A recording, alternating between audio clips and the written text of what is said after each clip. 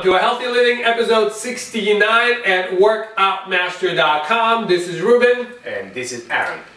Another excellent episode today. We're going to talk about pet food. I feel like we kind of talk about humans a lot, and Ruben and I are pet owners, or pets own us. Never too sure if I work for my cat or my cat is there for me. It's a mutual relationship. It gives both of us a pleasure in a way. Good for you. How about you? I work for my cat. You work for your cats. Yeah, there you definitely. Go. So what we're going to talk about is we're going to talk about food for our dear pets. What I find, and I'm sure you find it too, there's a lot of obese, unhealthy animals, domesticated animals out there. Meaning like what? They're like fat. They cannot move, they're lazy, and a lot of it has to do with... I thought you were talking about humans that know how to read and write. Oh, okay, never mind. Yes, and you also notice at the same time that a lot of pets are suffering from the same chronic diseases as humans are. They have all kinds of liver problems, problems with the kidneys, cancer, heart disease, and how is this about when we know for a fact the animals in the wild do not suffer, the demise of this disease? I think it has to do with the food that they eat, not so much environment, because everybody to a degree, I mean, I've seen some people not treat their animals, like they should, but they live in clean homes. They're they're protected. They don't have to hunt. They don't take their danger of getting hurt by other animals for the most part. So I think the gross contributor to these animals falling ill is actually that the food that they're eating is not appropriate for their gender. Absolutely. For the gender, for their kind of animal. Well, let's think about how do generally, basically the pets that live right now with us, they used to live in the wild. So in the wild, nobody cooks their food, nobody puts additives, preservatives. So they are just like animals, they're pretty much like us, besides being able to cook. So what they need to do is they need to eat more of a raw food, and pet food business is a huge business. It's a multi-billion humongous business. I mean, most of the humans love their pets more than like other humans. And most people will take better care at choosing the right foods for their pets and not to choose the right food for themselves. I agree with that too. So let's figure out what exactly the pitfalls and what we can do to avoid them. Well, and I guess we can speak more currently to feeding cats, because that's the animals that I've been having, I find it's pretty much the same with the cats and dogs. When you get the pet food, the problem remains the same. Right, no doubt about it. But I'm gonna say that I can actually speak more in concern about cats, because I've looked more into their food and stuff like that, since I'm the owner of 3 of them, and prior to that, years ago, I had another 2 and stuff. Mm-hmm. So one thing that I don't need to tell you what's already common sense. What do cats in the wild eat? Well, they eat other animals, and they would eat, whatever is available within that kind of animal. For example, if you see a tiger or a lion or anything of that sort, a leopard, they're gonna eat other, foxes and rabbits and elk and whatever is on their way. Mm-hmm. But when you look at the food and what the components of that food, the ingredients or the food that you buy at a pet shop is mostly grain. Yep. And that doesn't get out. I understand that the cats, to a degree, although they're carnivores, they would eat whatever is in the contents of the stomach of their other animals, and they usually hunt animals that are herbivores or omnivores. They eat anything basically. So they're not 100% carnivores, mm-hmm. although they could live in 100% carnivorous diet.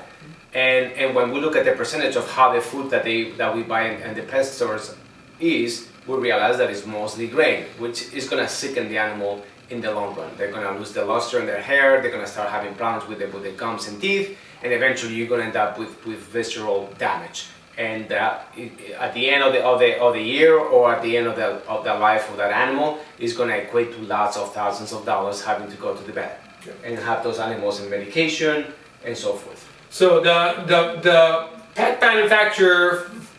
food manufacturers put a lot of filler, a chip filler, yeah, into the pet food. Absolutely. Just to create a volume. So when you go, you buy a big bag of cat food or dog food, you feel like you're getting value for it, even though half of it or even more is just garbage that pets really don't need. Absolutely, Yeah. and you'll notice that you end up, sometimes this food is half of the price, but it contains double the garbage in its per se. Yeah. So when I spoke to one of my clients that I see, he owns several pet stores, and he told me, yeah, you'll see that you'll find a bag of food that's 10 pounds for $10, and then you see another bag of food that might be 5 pounds, but it's also $10. It's not that it's twice as expensive; it's that the components, the ingredients in there, they're twice as good for that particular animal. And right now, I'm speaking on behalf of cat food per se.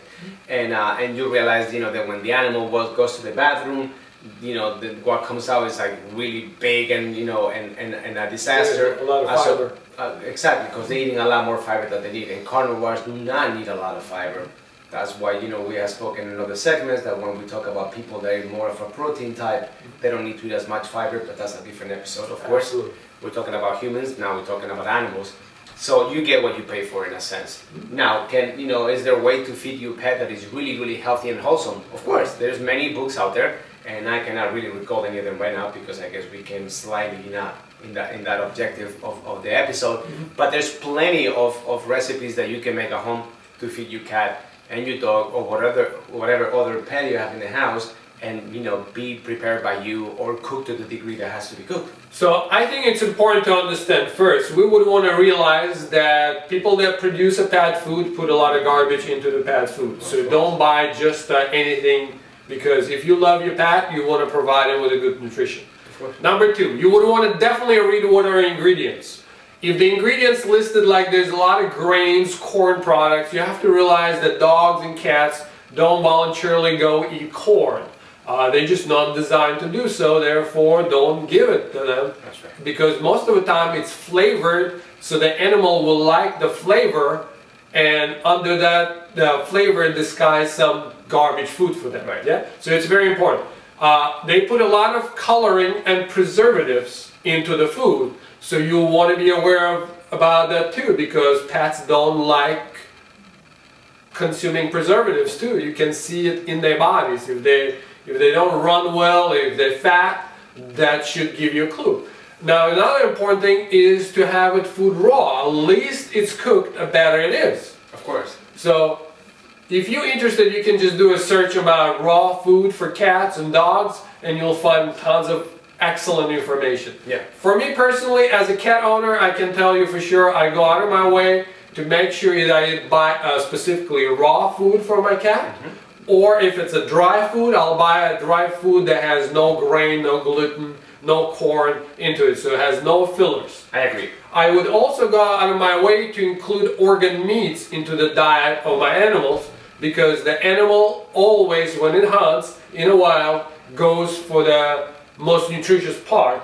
So actually my kitty was grown on the first 2 years of her life. She ate nothing but raw liver. Right. And I think yours too. Absolutely. Yeah, and I think it's an excellent nutrition source. Every so many days I cut up a healthy portion for a whole day. I just feed them, whatever we might find at the farm, kidney, liver, heart, whatever they have. I'll chop it up and they absolutely love it.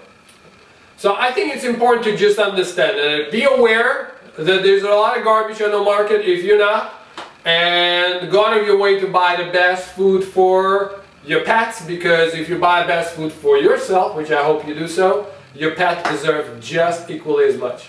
I agree. Did you want to say anything else? I think that pretty much covered the whole basis of how to maintain a pet nice and healthy. It all begins just like us as human, with nutrition. This is where we get our energy, this is where we get all our nutrition, and it has to come from a happy, healthy, sustainable source. Absolutely. And that agrees with the nature of the animal per se. If you're feeding, a lizard, don't feed him, Well, they generally don't, mess with lizards and, cockatiels and things like that. Well, I don't have an experience with those animals, but what I'm saying, feed the animal what the animal eats in the wild, as close to it as possible to avoid any kind of, disease lurking in there. Absolutely. And if your animal is obese by any chance, pay attention, because he's obese for a reason. It's not only lack of exercise, a lot of times it's what the animal eats and how much of it eats, and probably if it eats too much, even of good food, it's probably depressed and needs to do something else. It's mirroring the owner, typically. Alright guys, remember, your future looks better already, and after this episode, your pet's future looks better already too.